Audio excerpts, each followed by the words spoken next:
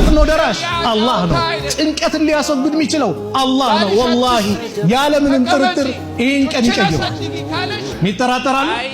እኛ በአላህ ላይ እምነት ኑረን የቂን ኑረን እንጂ ወላሂ አላህ የሆነ ነገር ይስጣል፣ ይወስዳል፣ ትምህርት ያሳያል፣ ከዛ ደግሞ ይተካል። አንተ የምትፈልገውን ነገር ሁሉ እኔ ማድረግ አለብኝ ብለና ምንሄድ ከሆነ መጀመሪያ ውጋ ከአላህ ጋር ነው። ሁለተኛ ደግሞ ከባል እነዛ አውሬዎች ማለት ነው እየጠበቁን ነው። መች ነው ህጉ ጸድቆልናል እልልልልል መች ነው ከቤት የተቀመጡ ልጆች የሚለቀቁት? ይሄን መብዛችንን መች ነው በውስጣቸው የምንተፋፍለው ማለት ነው። ወላሂ እየጠበቁ የመጥፎ ጓደኛ የመጥፎ ወንድም ማለት ነው ተምሳሌት ልክ እንደ እሳት ማንደዲያ እንጨት ናት ይላሉ። ከፊሏ ልክ ከፊሏን እንደሚያቃጥላት ሁላ። ስለዚህ አንዳችሁ ጓደኛ ለማድረግ በሚፈልግበት ሰዓት ጓደኛ ከማድረጉ በፊት ያ ጓደኛ ሊያረገው የሚፈልገውን ሰው ቀድሞ የወቀው ያጥናው አሉ ነብዩ አለይሂ ሰላም።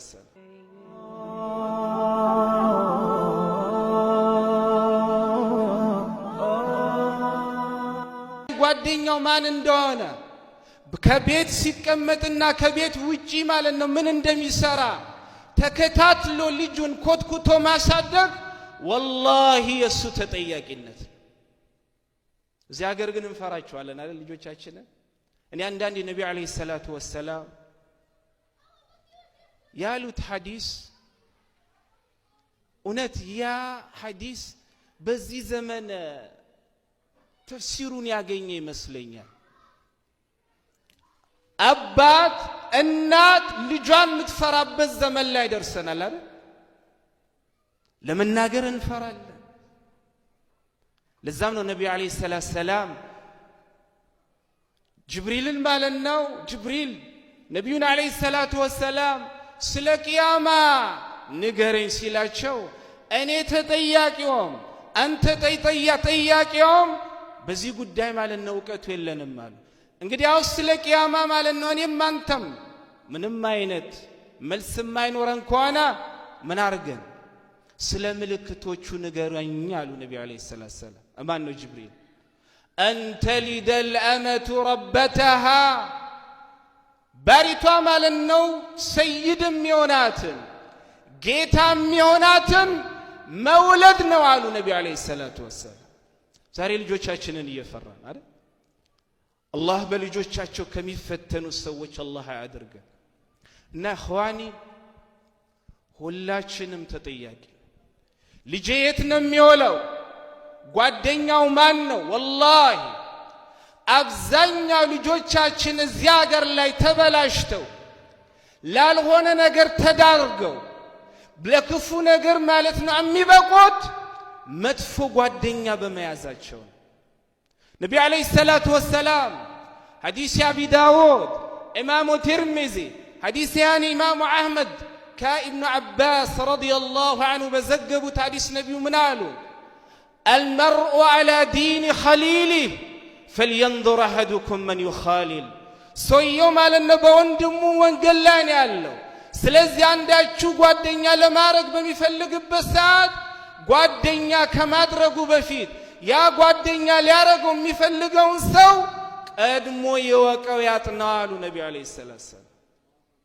ልጆቻችን ዛሬ ለመጥፎ ነገር እየበቁ ያሉት ዋነኛው አንደኛው ትልቁ ምክንያት ያልሆነ ጓደኛ በመያዛቸው ነው። ለዛም ነው ሙሂቡ الدين الخطيب رحمة الله عليه ምን ይላሉ? إخوان السوء كشجرة النار يحرق بعضها بعضا የመጥፎ ጓደኛ የመጥፎ ወንድም ማለት ነው ተምሳሌት ልክ እንደ እሳት ማንደዲያ እንጨት ናት ይላሉ። ከፊሏ ልክ ከፊሏን እንደሚያቃጥላት ሁላ። አሊ ብን አቢ ጣሊብ ረዲየላሁ ዐንሁ ስለ መጥፎ ጓደኛ በሚናገሩበት ሰዓት ምን አሉ? لا تواخي الفاجر فإنه يزين لك عمله ويحب لو أنك مثله ፋጅር የሆነ ሰው አላህን የማያውቅ ሰው ለአላህ የማይገዛ ሰው በአላህ የማያምን አላህ ለሚያምፅን ሰው ማለት ነው ጓደኛ አታድርገው ለምን ምክንያቱን ሲገልጹ አሊ ኢብኑ አቢ ጣሊብ فإنه يزين لك عملا የራሱ መጥፎ የሚሰራውን ስራ ማለት ነው መልካም አድርጎ ያቀርብላል ويحب لو أنك مثله አንተም የሱ አምሳያ እንድትሆን ምን ያረጋል ይወዳል ራሱ መጥፎ ሆኖ አንተ ጥሩ እንድትሆን የሚፈልግ ሰው አለ የለም ስለዚህ ኢኽዋኒ የልጆቹ አማና አላህ ልጆች እስከሰጠን ድረስ የልጆቹ ሙሉ አማና በእኛ ላይ ዛሬ ቲቪ ከፈትላቸዋል ሊያን እንዳለቅሱ እንዲያን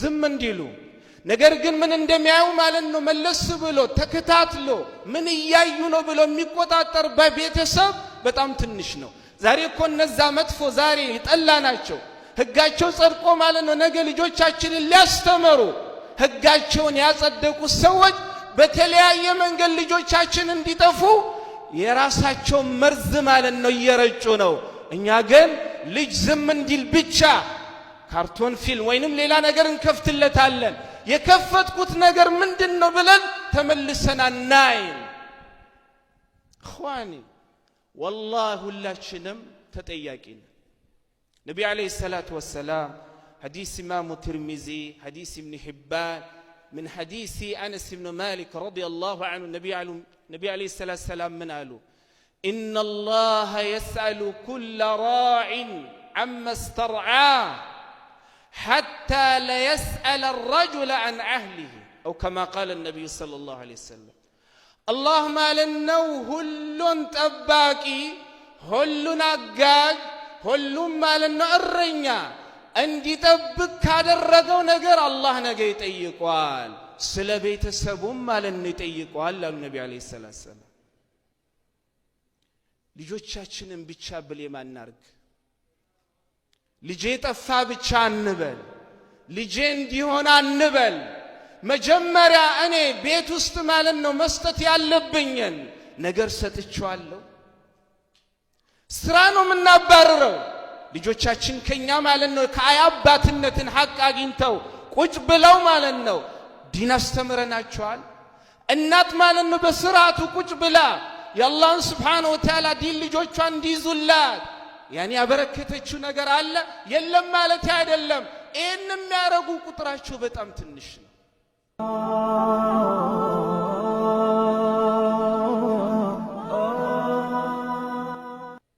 እናት ልጇ ሂጃብ እንድትለብስላት ምትፈልግ ከሆነ አላህ ማለት ነው በሚፈልገው መልኩ እንድታድግላት ምትፈልግ ከሆነ ተገላልጣ ሳይሆን አላህ በሚወደው መልኩ ተሸፋፍና እንድትሄድላት ምትፈልግ ከሆነ መጀመሪያ እናት ራሷ ከራሷ ትጀምር ዛሬ ሂጃብ ተብሎ የሚለበሰው والله ሂጃብ አይደለም አንገትም መጠቅለል ከዛ በኋላ ራስን ችላ ማለት ሂጃብ ለበስኩ እንዳያስብላችሁ እህቶች ይሄ አይደለም ሂጃብ ይሄ አይደለም ሂጃብ ይሄ ነው እንዴ እቺን ማለት ነው ከዛ በኋላ ማሻአላህ ነው والله አይደለም ከዛ በኋላ እናት ምን ትላለች ወይኔ ልጄ እኮ እንደ ከሌ ልጅ ሂጃብ ብትል አንቺ ለብሰሻል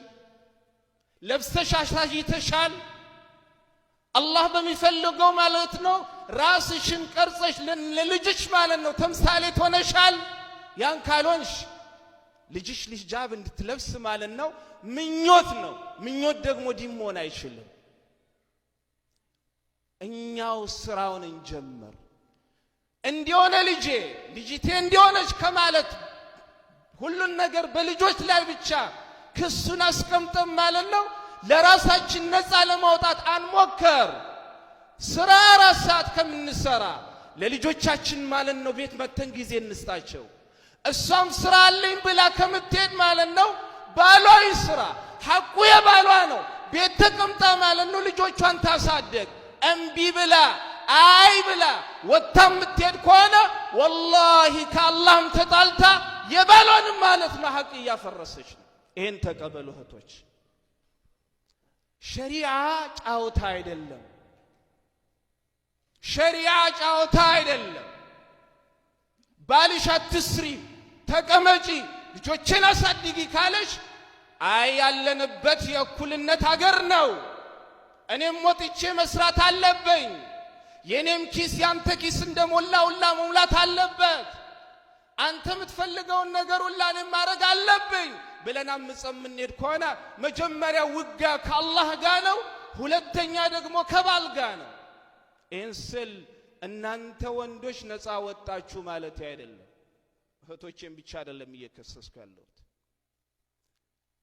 ከዚህ ቀደምት የነበሩ ዓሊሞች እንደነ ሸይኹል ኢስላም ተይሚያ፣ እንደነ ኢማሙ ነወዊ፣ እንደነ ኢማሙ አህመድ ወገይሪ ምን ኪባር ዑለማ ዛሬም ደረጃ ሊደርሱ የቻሉት እናቶቻቸው ማለት ነው ጊዜ ሰጥተው የመጀመሪያ መድረሳን ማለት ነው ቤታቸው ስላረጉ ነው።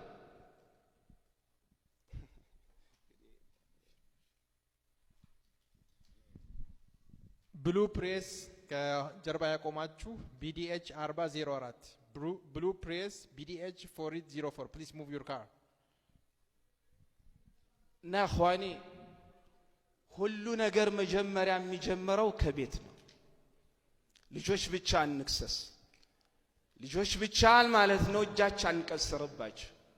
ልጄ እንዲሆነ ልጄ በዚህ ገባ ልጄ በዚህ ወጣ አይደለም። እኔ እንደ አባት እሷ እንደ እናት እውነት አላህ በሚፈልገው መልኩ ቤታችንን ማለት ነው እየመራ ነው። ካልመራ ነው የልጆቹ ጥፋት ሳይሆን ጥፋቱ የኛ ነው። ጥፋቱ የኛ ነው። አንተ ነፈልጋ ያገባ አንተ ነፈልጋ አላህ ልጅ እንዲሰጥ ማለት ነው የለመንከው። ከሰጠ በኋላ ግን አማና ያንተ ነው። ስለዚህ አላህ ማለት ነው ሁላችንንም ሱብሃንአላህ በዲን ለዲን ትልቅ ቦታ ከሚሰጡ ሰዎች አላህ ያደርገን። ወላሂ ደግምላችኋል፣ ልጆቻችሁ ጓደኛቸው ማን እንደሆነ ተመልከቱ። ወላሂ يقول ربي جل وعلا في سورة الزمر الأخلاء يومئذ بعضهم لبعض عدو إلا المتقين. የቂያማ ቀን ማለት ነው ከፊል ወዳጆች ለከፊል ወዳጆች ጠላት ናቸው። እነዛ በአላህ ማለት ነው ያመኑ ሲቀሩ፣ እነዛ በአላህን የፈሩ ሲቀሩ። ለዛ ነው ኢብኑ አባስ ረዲየላሁ ዐንሁ እቺን የቁርአን አንቀጽ በሚፈስርበት ሰዓት ምን አለ? ሳረት ኩሉ ኺለትን ዐዳወተን የውመል ቂያመቲ ኢለል ሙተቂን።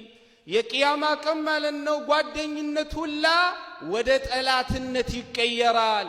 እነዛ በአላህ መንገድ ላይ ተገናኝተው በአላህ ውዴታ ላይ ተገናኝተው በአላህ ፍራቻ ላይ ተገናኝተው ጓደኛሞች የሆኑ ሲቀሩ ይላል አላህ።